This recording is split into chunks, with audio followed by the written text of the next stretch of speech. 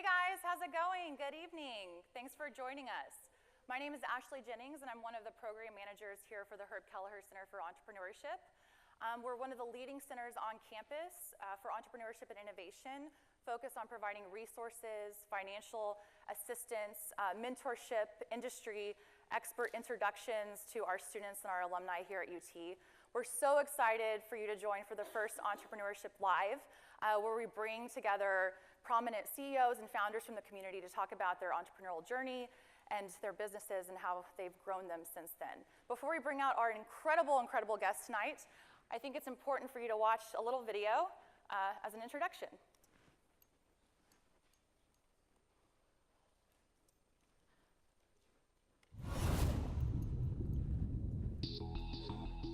Next into the tank is a way to take control of your health care.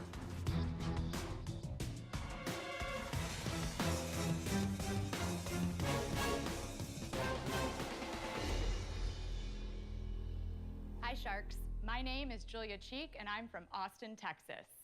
My company is EverlyWell and I'm seeking $1 million in exchange for 5% equity. Good for you.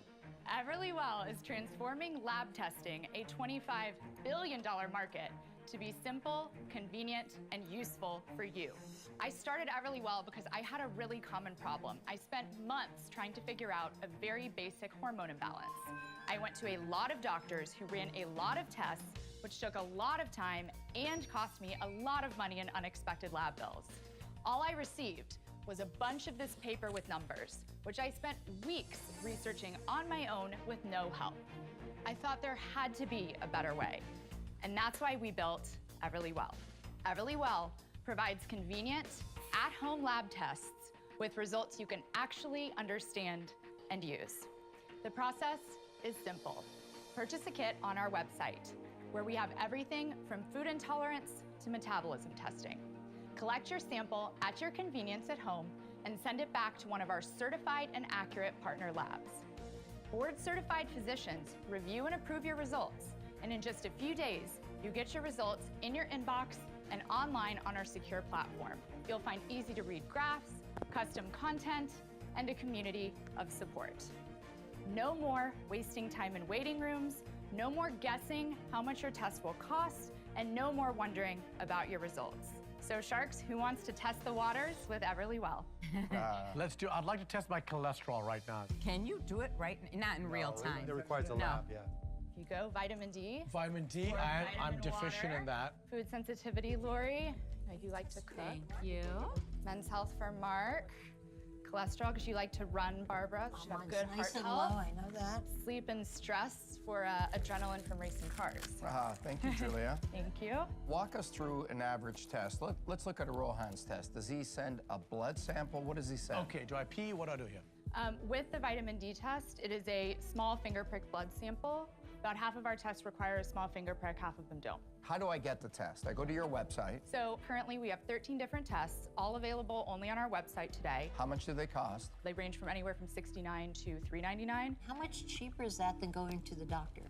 It's generally cheaper to use our test. For example, By 10%, 50%? It very much depends on your insurance. So, Julia, it's not covered by insurance. Today, we entered the market to get traction by being cash pay only. We are not in network with insurance providers yet. So what you're really selling to me, it's really convenience. I can get the test done quickly. I don't have to go anywhere. Our customers tell us the value proposition is access, not just convenience. The reason we started the product is because people cannot actually get these tests on their own. They also aren't able to know the price of the test before they go to the lab to get the blood taken or provide a saliva sample. They get hit with a lab bill. Have you proven this out? Do you have revenue? Do you have consumers?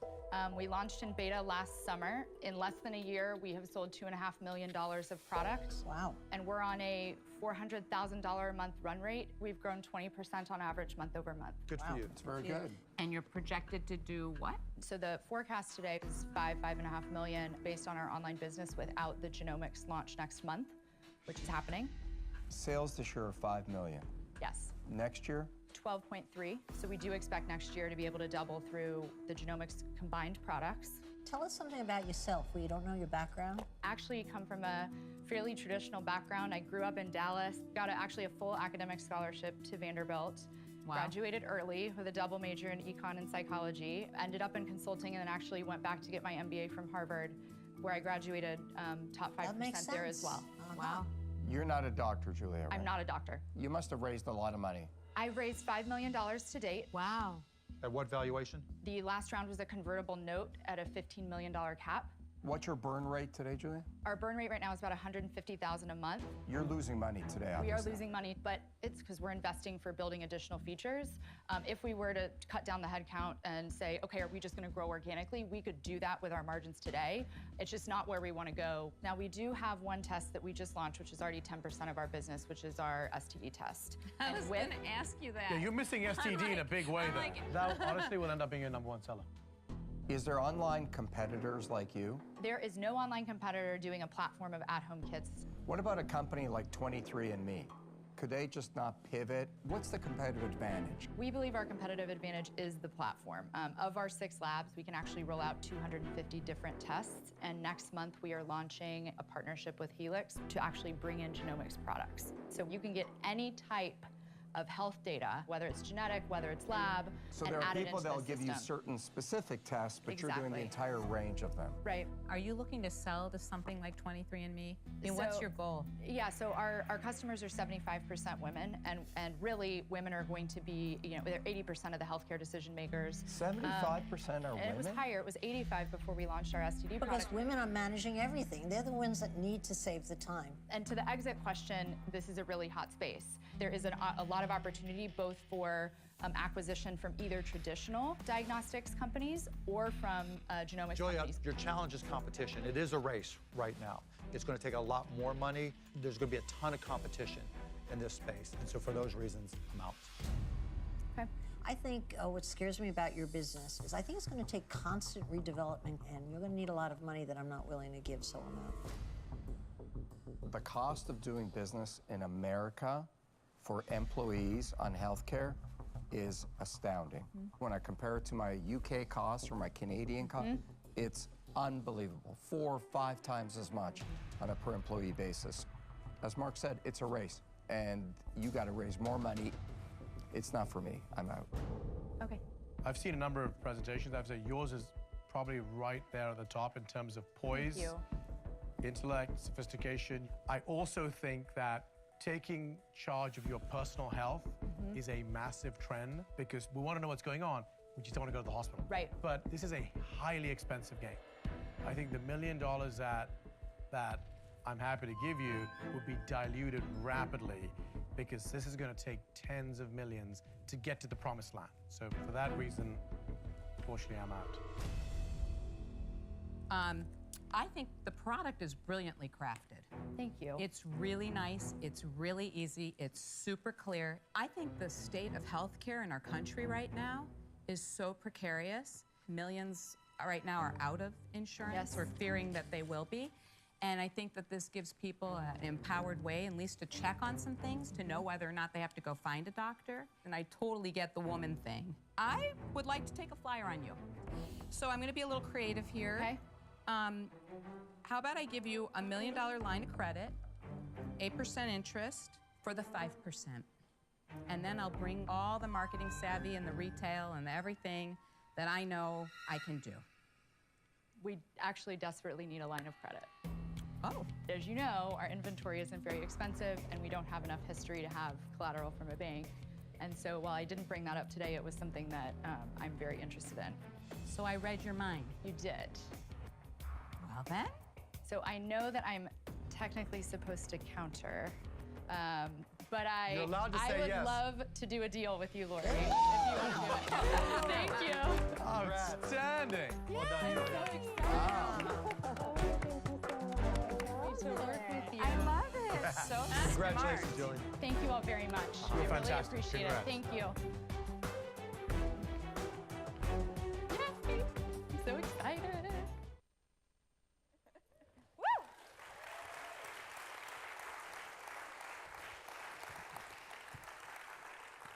Such an exciting moment. Oh my gosh. Hi, everyone. Hopefully that was fun to watch. I was kind of happy I didn't have to watch it again. It's always a little bit awkward, but super happy to be here.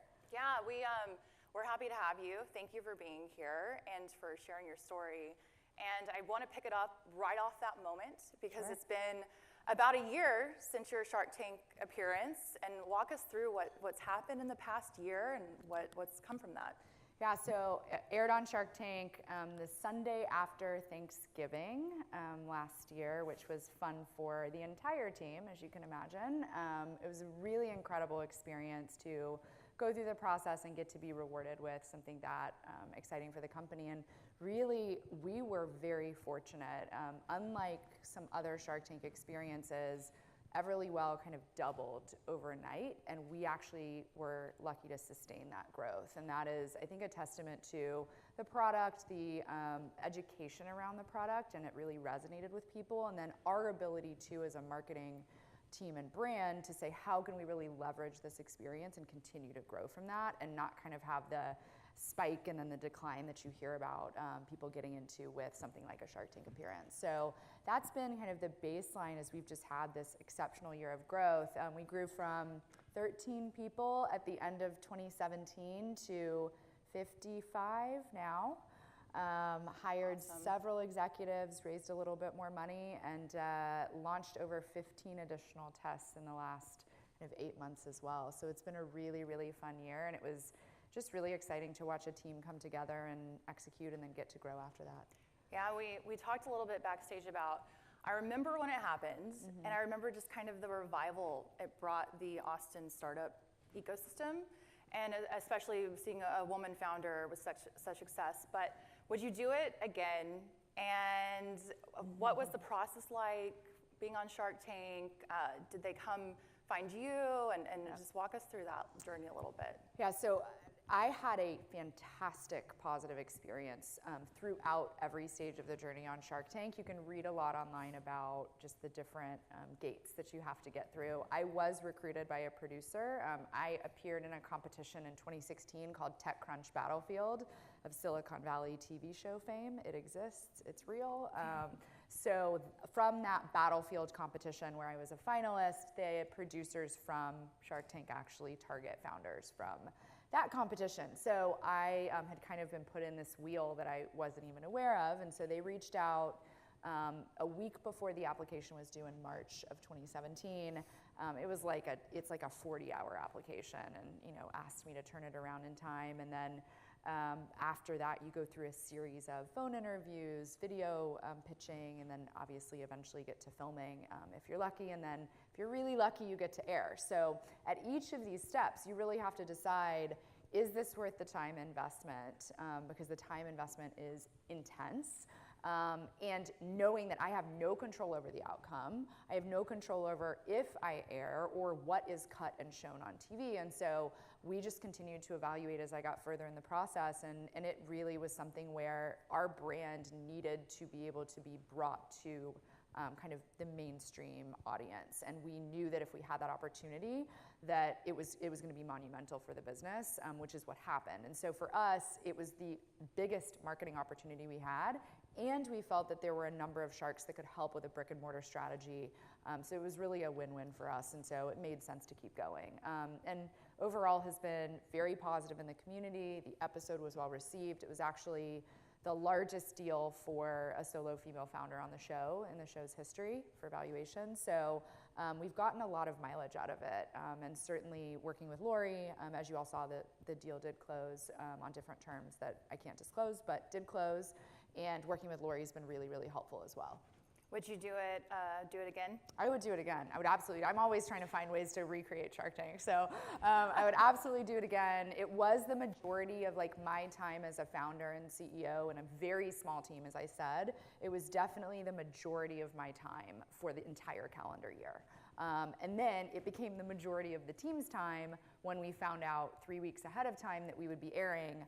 It was just throw everything out the window and try to get the website ready, try to get our supply chain ready, hire 30 customer service people. And so it really became a team effort. Once I filmed, it became everybody else's success after that. So outside of the exposure it brought, it sounds like it really helped team exposure and kind of learning about that culture and whatnot. Did anything else come from the Shark Tank experience outside of the marketing and exposure? Yeah, I mean, look, I think that the ability to steal your nerves and to pitch your company in an experience like Shark Tank, there's not a lot you can throw at me now after having been through that experience. And I also think that we were a small team, we hadn't raised much money, and the brand credibility that it gave us in Austin has been helpful as well. I think some of the team wants to kind of move on from the Shark Tank brand. And I say, look, the Ring founder, they didn't get a deal on Shark Tank. When you hear about Ring selling to Amazon, that headline says, failed Shark Tank company sells to Amazon for $1 billion. So it's a great kind of, I think, brand that people love, and I think it really has inspired a lot of entrepreneurs. And so I think it's done a lot for our brand being associated with it. A moment that really crystallizes years and years of hard work, yes. I'm sure. Yes. Walk us through, what was your aha moment as an entrepreneur? Yeah. Why EverlyWell? What Sure. brought you that? Yeah, I mean, look, I tell this story kind of, and the producers help you a little bit with that pitch and help you really think about how to tell your story crisply in 90 seconds to 8 million people. And that story is true that you heard on Shark Tank. That is exactly what happened. It is what I went through. What you don't hear is that I had been working on a number of different ideas since business school. I have an MBA from Harvard, and I was fortunate to have classmates and friends who have 2 section mates from my section at HBS that founded unicorn companies. And so I have a deep exposure to kind of the startup scene. And since I graduated from business school, I knew I wanted to start a company.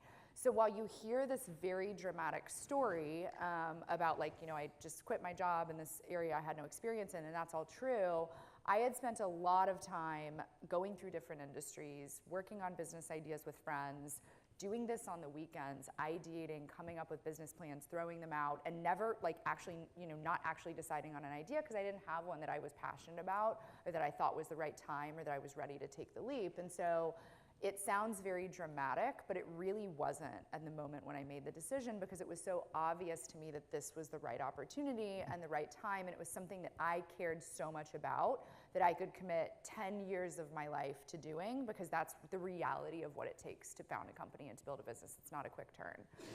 So that was really, for me, I think that having gone through that process was really valuable to then commit to this one. What were some of the talked about ideas and businesses with friends. Any failed fun ones that you can remember? Oh, I mean, you look at all these different verticals. We go vertical by vertical, figure out pain points. We look at travel. We look at, there's so many travel startups. It's a huge industry, right? And so we had travel. We looked at food. We looked at, I can't even remember all of them. But yeah, and I would fly. I have a great friend from business school. I would fly to Chicago and hang out with her for the weekend, and we'd sit in the McKinsey offices in conference rooms and whiteboard things out, right? And she ended up not leaving. She's now a partner at McKinsey, but this is the reality of if you're really passionate about startups and business ideas, you go through this process, and you don't take the first thing because it takes, the idea is kind of important, but it's really the market timing, the passion, the solution, and those pieces that you have to bring together to execute on. Where was the name EverlyWell created from? What? Our head of marketing is here, and he might die a little bit every time I tell the story. But this is maybe an unpopular opinion and maybe not even the right opinion. I am not a brand marketer. I am now because I founded a consumer company. But I thought a lot at the beginning about the fact that the brand really didn't matter in the beginning because it really didn't have much of a chance of succeeding. So I could spend a whole lot of time and money on some really fancy logo and some name, and it could go nowhere. So I decided, put this 3 to 5 years down the road. If this thing works, we can go through some massive branding exercise and whatever else. But at the moment, it was up to me to make the brand worth something. So I wanted something that sounded friendly yet credible. So not too scientific and not too medical, but something that would be approachable. So that's where we got the combination of Everly with Well. Frankly, I looked at URLs that would be competitive for SEO and didn't have a lot of competition, and designed a logo through, I think, 99 designs for $100. And that logo is fortunately or unfortunately what persists today. So and I think it speaks to solving the problem at hand. Like me spending a ton of time ideating on this logo and this name and this brand, it didn't matter. What mattered was trying to understand product and traction and getting some contracts in place and actually creating a product that people could use and buy, and then we could iterate on it and refine it from there. Yeah, absolutely. There are a lot of student entrepreneurs in the room, lots of our undergraduate and graduate students in the room. What are some of the things that you learned in college that helped you and that were most useful as you started your business? Any extracurricular activities that you participated in? So I went to Vanderbilt for undergrad. I was a double major in psychology and economics.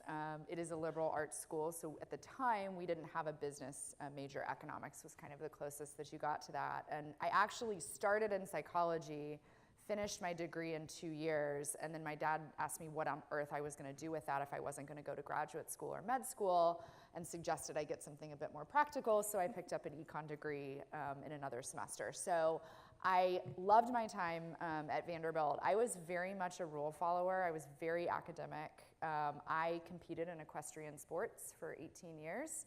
I do think that was a big builder for me in terms of understanding that I worked really, really hard, I trained really hard, but ultimately most of my outcomes were unpredictable because you have an animal that is your teammate, right? And I think that is different than some other sports and similar in some ways. I hear a lot of stories from athletes and kind of the process of training for something, having to perform in the moment, having to work with a team, I think has a lot of similarities with founding a company. So I think that was probably what prepared me the best. Yeah, and so. Pivoting as things don't line up the way you thought they would line up as well.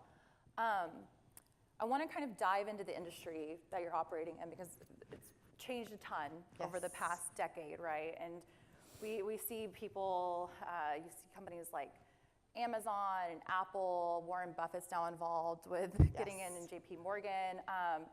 Let's talk a little bit about the market and the new technologies that are coming up in the market, AI, that are changing the healthcare industry.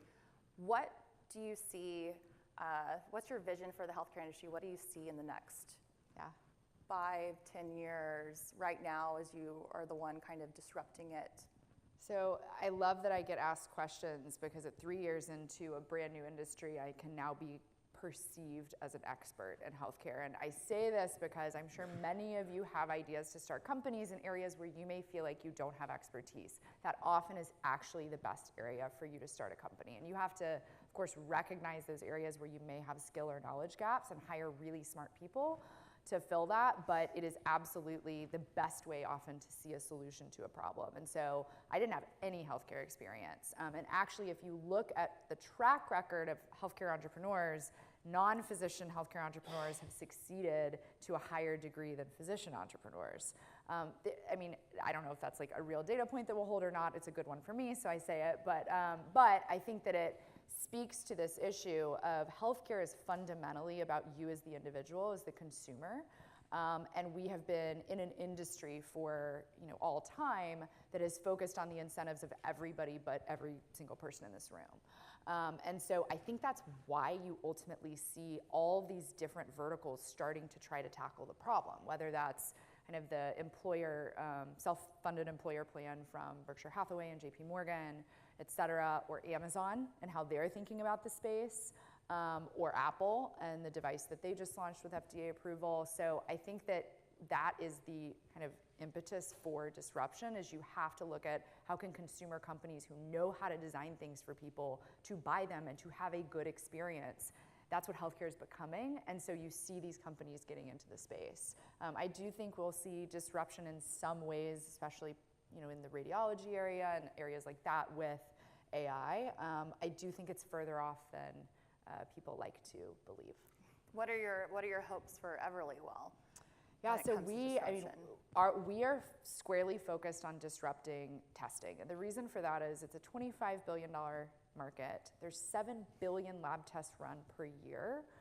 40% of the doctor-issued requisitions are not even fulfilled. So there's 7 billion run, and there's another incremental amount on top of that that don't even get fulfilled, that need to be fulfilled for your health. 80% of diagnoses are informed by lab tests. What you get with lab testing is something that's a pretty archaic process, and it doesn't need to be. There's no price transparency. They put a hold on your credit card. Your doctor sent over a piece of paper. They take a whole bunch of blood. You may or may not get a call about your results, and if you're lucky, you may even see your results, but that's often not the norm. And we really view testing as similar to how we think about the supplements industry, or how we think about Fitbit, or how we think about all of these products that you use on a regular basis to improve your health. There's no reason that testing can't be that, whether it's checking your vitamin D levels regularly, whether it's doing STD testing regularly. All of these things are ripe for creating a consumer experience that actually is wonderful and informs you and makes you feel like you got a ton of value from what is typically a really gated and kind of behind a paywall experience. You bring up Fitbit. A ton of disruption going on when it comes to tech within the vertical. What are some of the most innovative products, some of the innovation happening that you're most excited about right now within the industry? I'm a huge fan of color genomics, which is, in and of itself seems like a 23andMe. It's a spit test, a spit DNA test, but it predicts your likelihood for 30 hereditary cancers based on variants in your DNA. Really powerful. It's $150. What it affords people the opportunity to do is to actually be put on personalized treatment plans if you have something like the BRCA gene, or if you have any number of genes that predisposes you at a very high likelihood to any of these cancers. A lot of women take it for women's cancers, and I think it's just a super powerful product. Think about you never were able before to get that, and frankly, at a price like that. And it's really taking this information and putting it in consumers' hands. I think it's an incredible product, an incredible company, and great science. So I'm very bullish on them. I love the wearables.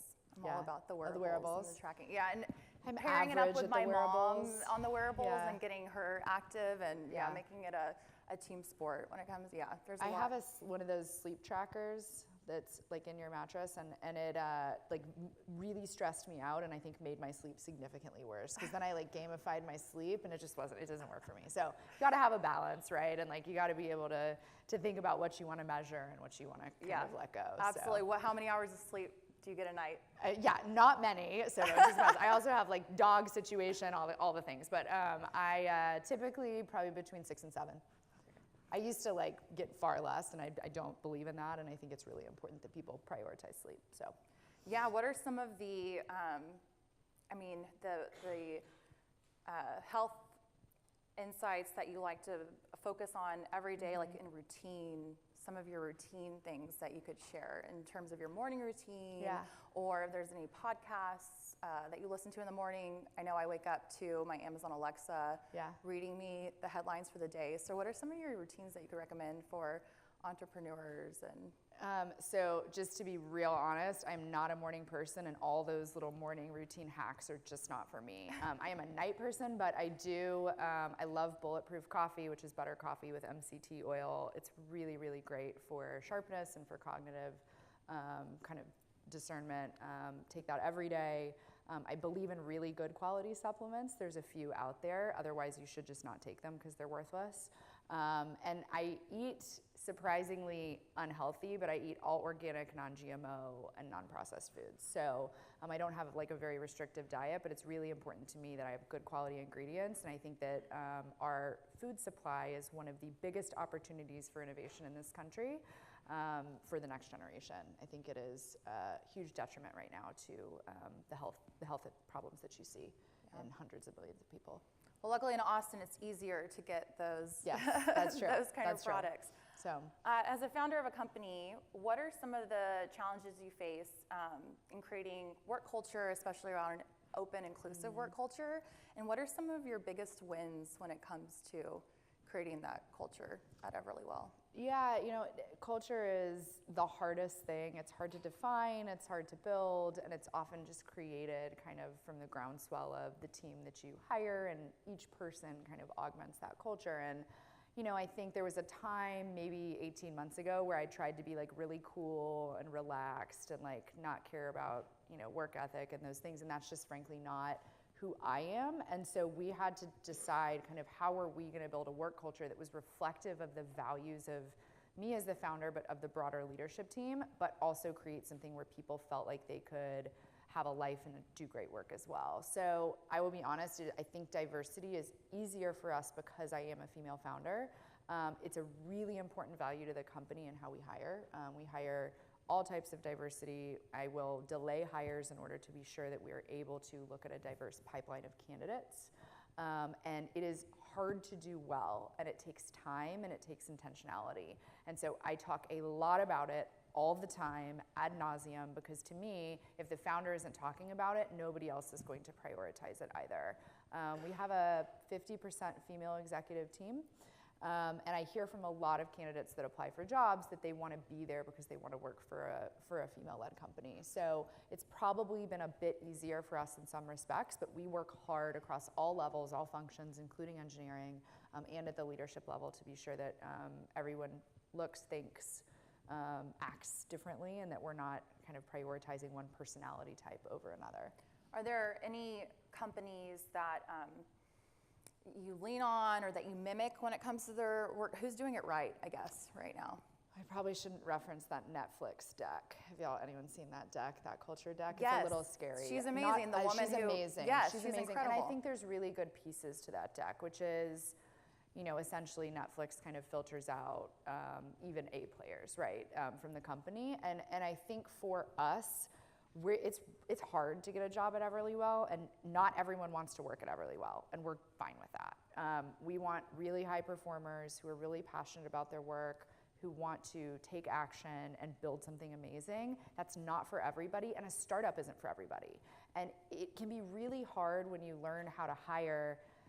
You might think that, someone might say, I really, really want to work at a startup. And it's your job as a company to say, okay, do they know what that means? Do they know what the career expectations are? And can we make sure that they know what they're getting into and that it's going to be a good mutual fit? We want people to feel rewarded when they leave work, to feel like they've had a great day, that they're kind of being made whole as a person, and they can go home to their families and have a great work experience. And a startup culture is not that for everybody, and you have to do a lot of work to tease that out in the interview process, because it sounds cool. And people really want to work for the mission of the company, but it's a lot of hard work.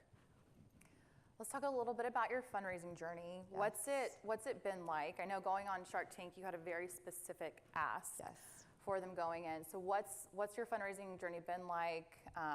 Have you raised most of your money in the Bay Area? Here in Austin? Yeah. So I've completed 4 rounds of funding in 3 years. I wouldn't recommend that. If possible, I did 2 fundraisers in 2017, which was far too many. So I've done both equity rounds and convertible note rounds.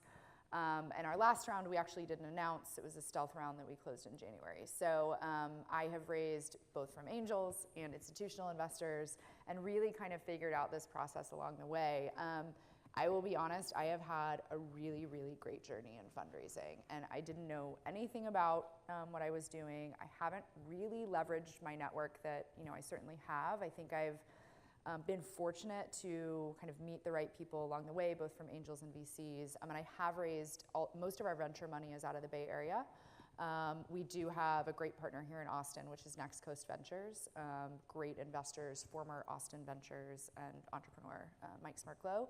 And I think that you see this huge trend of Bay Area money coming into Austin, and it's really exciting. It's always been here, but it's been here for specific companies. It's now coming here in a more systematic way, and you have firms coming to town every week looking to meet with the top entrepreneurs and really doing more to invest in the city than I've seen before, and to work with the local VCs to kind of set up deals for success, both with local funding and also with the coastal funding. So I think it's a great time to raise money. It's the best time to raise money over the last few years. We'll see how long that lasts.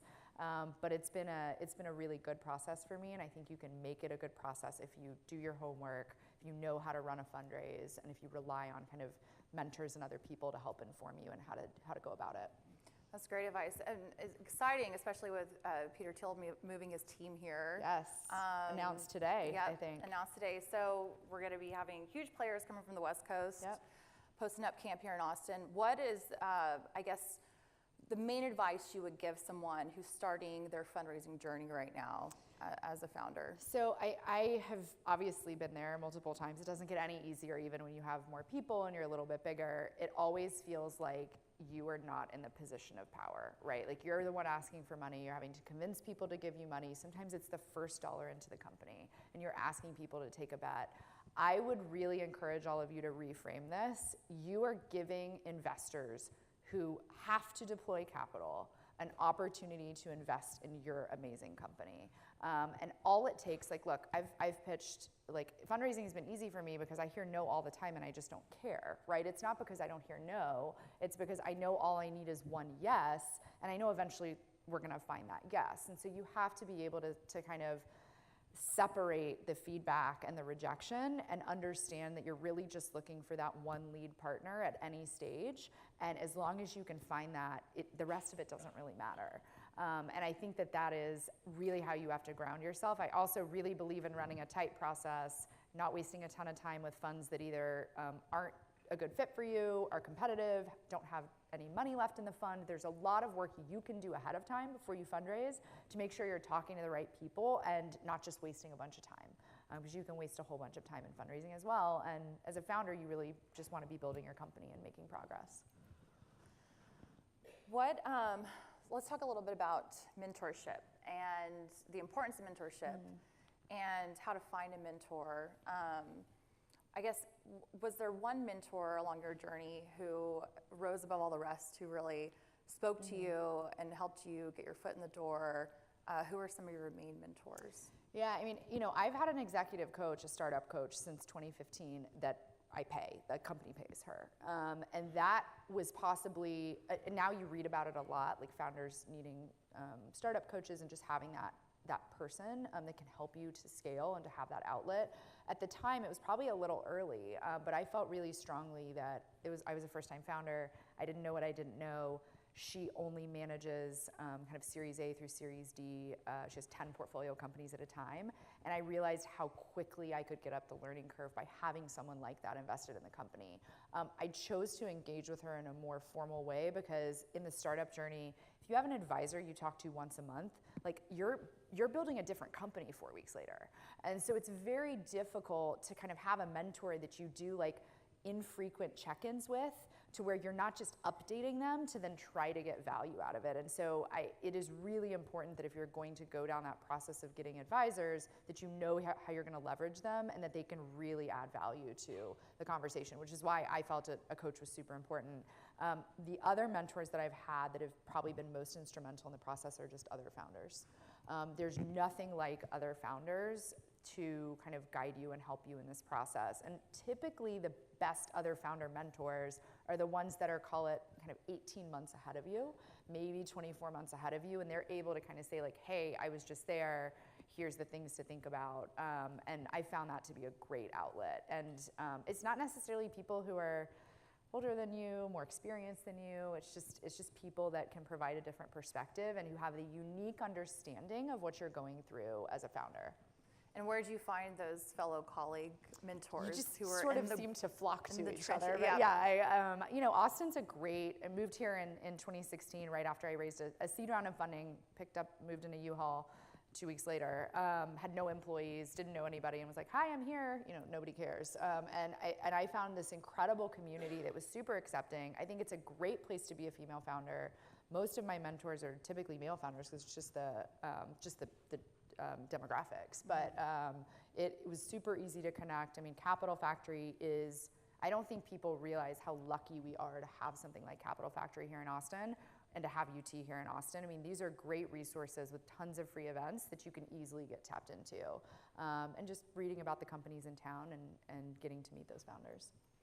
What's it been like having Lori as a mentor? You talk about all the no's and that one yes. So every single one of them said no, and then she said yes. So what's it been like working with Lori and that experience with her as a mentor? Yeah, so Lori is fantastic, and she has these like really amazing zinger insights that, of course, we never thought of ourselves. We were redesigning our packaging, for example, and she said, well, why don't you have the word test on the front of your package? It just said like food sensitivity, it didn't say test.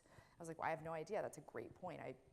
Clearly we should do that, And so she has things like that I think make the product much more accessible for our goal, which is to have a mass market shift in how consumers use and think about testing. And so she's been really helpful in that way. She is constantly kind of getting us different PR and social media opportunities. And frankly, sometimes the best investors are the ones that engage with you when you have a question for them and you need them, and otherwise stay out of your way. And that is fortunately what we have in many of our investors, is investors who know when to engage and to know when to let us run and build the company, and Lori's like that. Yeah, absolutely. It's incredible, just kind of the role models rising up. You as a woman entrepreneur, as a female founder, with lots of student entrepreneurs in the room tonight, what advice would you give this next generation of founders coming up, especially as university ecosystems build up across the country with the MITs and the Harvards and the Stanfords and us? And what words of advice would you give student entrepreneurs? Yeah, look, I don't really believe you need a certain experience to start a company. I don't think you need to work in a corporate job to start a company. I really believe in just going for it, but that requires you to have a strong sense of self and the ability to not care if you fail. And that's why most people don't start, because they don't really want to figure out, they don't want to tell their friends if it fails. They don't want it to be on social media. It's a very, very powerful driver that people want to have a certain sort of normalcy in society. And I think that you have to come to a place where, for you personally, founding a company is just something you have to do. And so, look, I'm not saying all of you in this room necessarily want to start a company, but if you feel really called to do that, and that is what you will regret for the rest of your life if you don't do it, nobody's going to remember if you fail. People really care far more about themselves than about anybody else. And they're not going to remember what happens, and you're going to go get another job, and it's going to be fine. I practice a lot, speaking of tips and tricks, I don't do this in my morning routine, but I practice a lot of negative visualization, which is, what's the very, very, very worst thing that can happen? The very worst thing that can happen is EverlyWell fails and the 50 people that work for us have to go find other jobs, which in Austin they would do in less than 24 hours. And I would have built a great service and company for people, and I'd go do something else. That is literally the worst that can happen when you start a company, unless you start a fraudulent company like our other blood testing company in California. But typically, that's the worst that can happen. And so I think that this is not, it just doesn't need to be as big of a decision. People overthink the decision and make it super overwrought. It doesn't need to be that. Just go do it, and do it for 6 months and figure out what traction you need to get. And then if it doesn't work, you go do something else. Nobody's going to judge you or care. And if people are projecting their own emotions onto you. I mean, look, my parents thought I was nuts. My parents are lawyers. My friends were like, this is not that great of an idea, and nobody's gonna do this. And that's what I heard from investors. And it's not like I had a bunch of supportive people being like, this is such a great idea. If it was a great idea, it'd already be built. And so you have to be willing to sort of continue down that path and just not care. And I think that's probably the best advice. I mean, given where I was at 22, probably the best advice is just to be confident in yourself and just do it. That's what you want to do. And were you ready? Did you feel ready? You never feel ready. Yep. And I took I worked at a public company to try to get more experience, which had no particular, it was a great job, but no particular relevance to the startup world. And so no, you're never ready. I mean, it's you can't learn it anywhere. Even if you're an early stage employee on a team, it's just different. And you're never ready, so you just do it. You'll figure it out. Any role models through your journey that have really stuck out, or when you were a little girl growing up, role models that you looked up to? I don't have a ton of role models. I really, this is super cliche, but I really love Sheryl Sandberg. I love kind of what she's about and how she's transformed women's leadership and how she thinks about it. I really like Tim Ferriss. I like his podcast. I don't know if he's a role model per se, but I love his podcast. I love the people that he brings onto that and his philosophy. So Austin, another new Austinite. Yep. So, I think that I read a lot. I listen to a lot of podcasts and just try to listen to interesting stories of different people's journeys and see what can be applied to the journey that we're on, and kind of just take different bits and pieces from different people. Yeah, absolutely. Before we go into Q&A, We wanted to play a little rapid fire. I know. Questions. Ashley wouldn't let me see I wouldn't these let ahead her of see time. the questions. So we're confirming that she has not seen the questions. Okay. Uh-oh. Here we go. And Okay. just the first thing that pops into your head as you hear well, these. all right. Okay. 10 in a row. Here we go. Flight or invisibility? Invisibility for sure. Last song you downloaded? Oh, I think Gravewalker, but I don't even know. I don't know. Whataburger or P. Terry's? P. Terry's. Ooh. Non-GMO, organic. There you go. That was quick. Favorite sports team? Dallas Cowboys. Favorite. Actually, and now my husband just graduated from the exec program, so becoming the Longhorns. There you go. So, yeah. Hook 'em. So, Favorite superhero? Wonder Woman. Duh, right? Celebrity crush? Oh. Husband's not here. Matthew sorry. McConaughey. Everyone's Sure, right. yeah. Everyone's celebrity crush. Real Housewives or The Bachelor? Tough choice for me, but The Bachelor. Favorite holiday? Christmas. Awesome. And if there's one thing you could do to change the world, what would it be? That's a good one. Actually, I would try to I think college needs to be free. And I don't quite know how that would work. There's a lot of complexity, but I think the student debt crisis is going to cripple the education system in the next, maybe sooner than 10 years. And I think college will look very different for my children than it does for all of you. And it's probably the biggest crisis we have. So would make it free. Awesome. Well, thank you so much. Thank you, guys. I want to open it up now for Q&A. So if you're wanting to ask a question, please just walk down to these microphones at the front.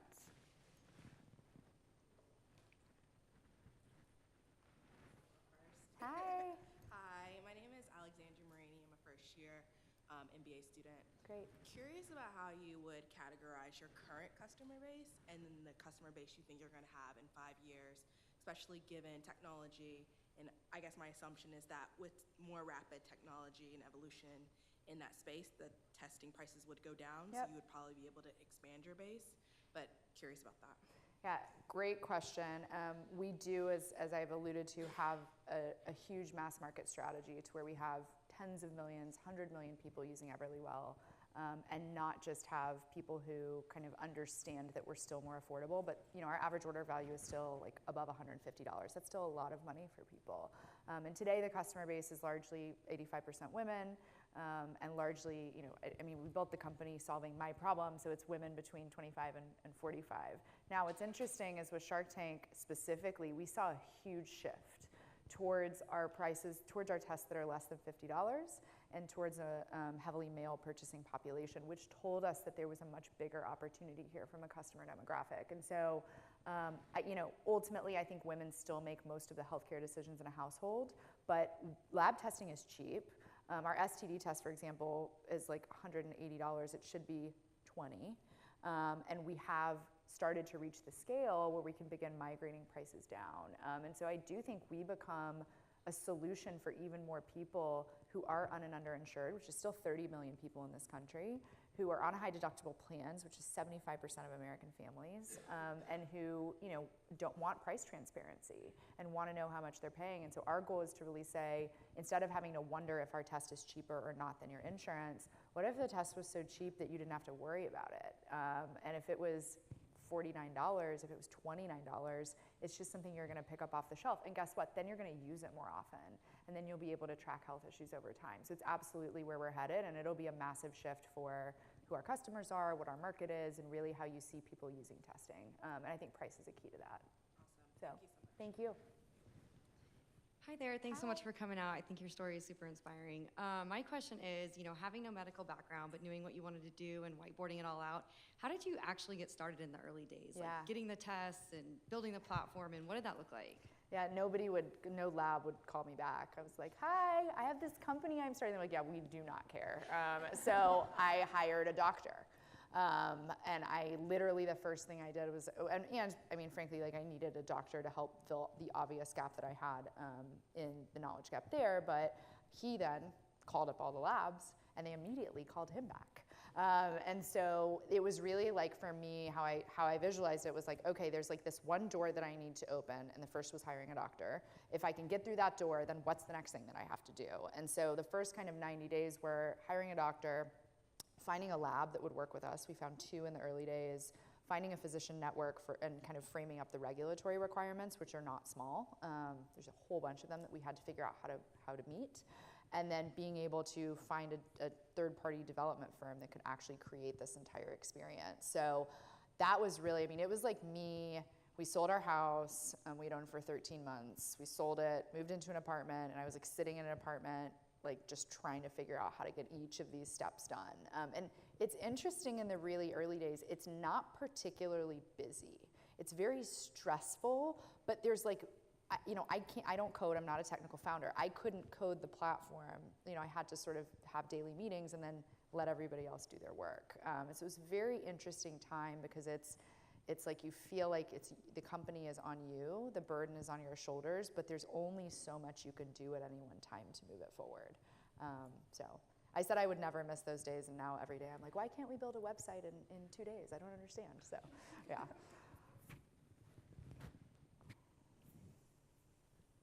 I'm Millie Sosterg. I'm studying my master's in technology commercialization. Amazing. First of all, congratulations. It's great to see a woman entrepreneur succeed.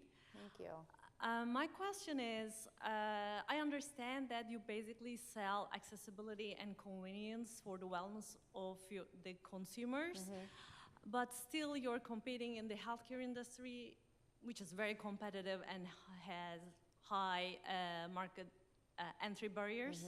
So how could you preserve the value proposition of your company, and how you can, preserve the competitive edge against the major players in the industry? It's a great question. I mean, really what we face is the traditional lab experience as the competitor to EverlyWell, and just people's familiarity with that and their beliefs around that experience with LabCorp and Quest. And I think that it is our job to be really squarely focused on building the top consumer brand and technology platform in this space, because that's ultimately what's going to differentiate us. And if you come into the EverlyWell brand, you need to then have a really great experience on the platform and get great content, great information, feel like you're empowered to change your life. And we're working on additional features to help people kind of get even deeper into the brand and then want to, talk about their health issues with the community, things like that, because ultimately that's going to be what kind of protects us and defends us from competition. Consumer lab testing is a super hot topic, and you hear all the big players talk about going into it. I fundamentally don't believe that they know how to build a consumer brand or to market to consumers. And I think that will end up being very good for us, and they will end up having to buy or having to make a major play to figure out how they're gonna compete in the space. Hi. Hi, I'm Lauren Davenport. I work here at UT. I have 2 questions. One is, how did you choose Austin? Great question. So I founded the company in Dallas, which is where I'm from, which is where I was working when I was at MoneyGram. And I chose Austin. So when I was raising our seed round, which was pre-revenue, I parallel pathed angels and VCs. And just to be honest, and I don't know if it's changed at all in the last 2 years, but when I talked to VCs, they'd never done, I was talking to Coast VCs in Silicon Valley in New York, they'd never done a deal in Dallas, a high-tech consumer deal. They didn't know anything about the Dallas market, and they weren't willing to back a company in Dallas because they fundamentally didn't believe you could build a billion-dollar company there. There was a consumer tech company. That's a biased view, certainly. But I also started to recruit talent in Dallas, and I saw that I couldn't find people who had been part of startups. Nobody knew how to build an early-stage tech company. It was people from large corporations, and they wanted, like 25% of the company and $500,000 a year. And I'm like, you clearly have no context for what the talent market is for startup talent. And I just realized there was no sort of knowledge base to work from, right? And here, everyone we hire comes from a startup. And they understand kind of the stage, they know the right questions to ask and all those things. And so it just was an obvious choice. And I was not gonna move to San Francisco just because that wasn't really a good fit for me. So Austin was the clear kind of next place to go. And it's been the best move for talent, for cost of living, for building a great team. I think in Silicon Valley we would have gotten lost, and frankly, I don't know how many people would have wanted to work for me as a first-time unknown founder. And it would have been exorbitantly expensive to hire people. And so I think we got it right in Austin. I'm very bullish on Austin and what can be built here. My other question is, how does your company culture assess the employees taking the test themselves? Yeah, so we offer free tests as part of an employee benefit. People don't have to take them. If they take them, we don't push that, but if they take them and they're free, we ask that they provide product feedback. They don't have to get into the details of their results, but we do ask that they give us feedback on the experience. What can be improved? What did you think about your results? Is there content? Did your package go missing? All those things. So we kind of have that as a quid pro quo. But look, we have a clinically trained support team that has access to the results, and that's just the reality of the medical data that we store. And look, when I interview people, I'm often raising pretty controversial topics in interviews because we speak as a company very professionally and often about sensitive topics, STDs, fertility, all kinds of things that you hear about and that we solve people's health problems around, and we have to have a maturity and sophistication in the company about how we are empathetic to those issues. So it's a good question. Hi, I'm Courtney. I'm a fourth-year PhD student in neuroscience. Oh, amazing. School of Psychology. Yeah. And I do Alzheimer's research. So as we know, in the next 30 years, Alzheimer's is going to double in its prevalence due to an aging population. Can you see any use or any kind of space in your products in looking at the metabolic, nutritional aspects of certain diseases and kind of marketing it as like a bundle for, how to lead a healthy aging lifestyle? In the predisposition to Alzheimer's? It's a great question. I should clarify, my undergrad psychology degree is this much of I know neuroscience, obviously. That's an incredible PhD. So look, I think that this is a huge focus for us, is how are we going to evolve and help individuals and their caregivers that are homebound, whether it's Alzheimer's or other aging illnesses, and how can our products work for elderly populations? We're just completed a number of focus groups and are launching with a major payer specifically to support those populations. And then we are also looking at how can we create a set of clinically relevant tests for specific issue areas just like that, and create these kind of bundle packages. I also believe that you'll see a lot of innovation in both tests that can be taken at home and saliva and other kind of specimen collections other than just blood. And when we have those breakthroughs, we're the company that can actually offer and distribute those tests because we have the platform and the distribution.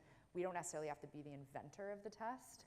And that to me is what's really exciting as well, is I do think there's going to be a number of tests that will be helpful in the course of Alzheimer's and other memory diseases, and our ability to say, hey, we can actually get this to the masses faster is what's really exciting. You see it, you could see it with Cologuard, which is a colon cancer screening test that's done at home.